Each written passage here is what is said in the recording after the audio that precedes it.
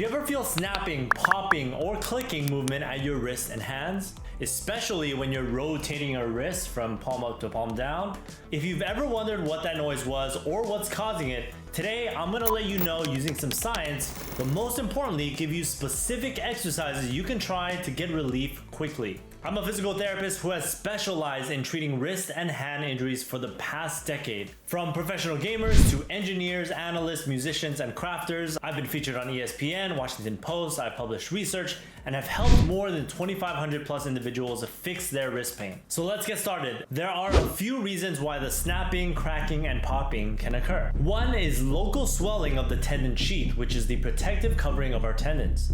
This is the most common, and I'll get to this soon, but I wanted to go over some of the other reasons as well. Number two is gas being released from the joints of the wrist and hand. And this typically occurs when you're bending your wrist or moving your wrist pretty quickly, which causes the gas to be released from that joint and cause that audible popping sound. This can lead to a temporary reduction in pain locally and is present in some cases, but it really is nothing to worry about, especially if you have no pain associated with the popping. Number three is more rare, but with increased stiffness of the tendons, they may roll over certain parts of the bone or rub against each other within the compartments. And in some cases, the tendon can partially dislocate, but again, it's quite rare, especially in repetitive strain injuries. And the underlying problem in most cases is still the same: poor overall capacity of the muscle and tendon. So let's get back to that most common reason, which is tendon swelling. We call this paratendon involvement or involvement of the sheath that surrounds the tendon. The purpose of this lining is to help the tendon slide smoothly as the muscle contracts.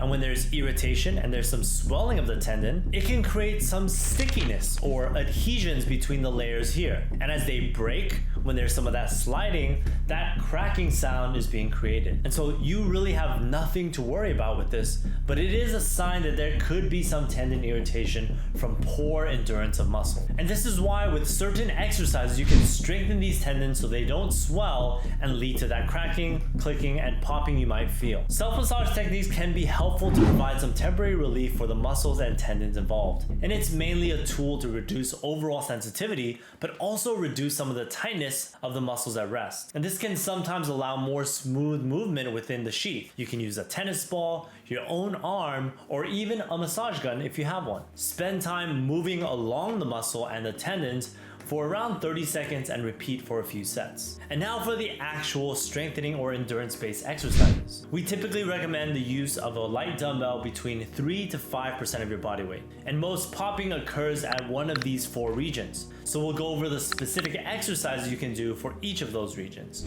We've put together a complete app on how you can build endurance based on where you're feeling discomfort and your level of conditioning. Grab it below if you want to start fixing your wrist pain today.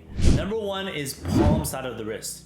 When you feel it on the palm side of the wrist, it typically involves the flexor tendons. And these are responsible for bending your wrist down and moving your fingers down to click the keys or mouse buttons. Using the dumbbell, you can perform wrist flexion exercises. For most RSI issues or pain with repetitive use, we want to focus on building up the endurance of our muscles and tendons' capacity to handle repeated stress. So that means being able to perform higher overall repetitions, starting around 12 reps and then building up to around 25 for 3 sets. The idea is that you use an exercise to target the muscle, but how you perform the exercise, high repetitions with a metronome, allows you to build endurance but also improve signaling between the brain and the muscle. The next region is the thumb side of the wrist. When you feel it on the thumb side of your wrist, it typically involves the radial deviators and the thumb muscles. And these are responsible for bending your thumb and bending your wrist towards your thumb. So moving your thumb up, away from the rest of your hand, as well as this motion of radial deviation. So using the dumbbell, you can perform wrist radial deviation exercises. Again, you're going to be performing higher overall repetitions starting at 12 reps, then trying to hit or target 25 reps for 3 sets. Next, we have ulnar deviation. When you feel it on the pinky side of your wrist, that typically involves the ulnar deviators. And these are responsible for moving your wrist towards your pinky. There's an extensor and flexor-sided ulnar deviator.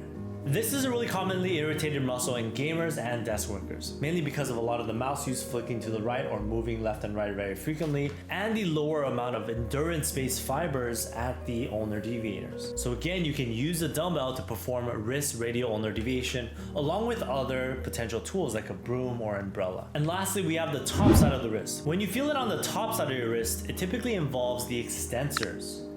And so these are responsible for bending your wrist up and your fingers up when your palm is facing down. And this is a really commonly irritated muscle also in gamers and desk workers because you have to lift off your finger from the mouse or lift off your fingers from the keyboard and when you're pressing a lot of keys. And again, you can use the dumbbell to perform endurance-based protocols for wrist extension. And as a bonus exercise to improve overall coordination, you can do something called a controlled articular rotation.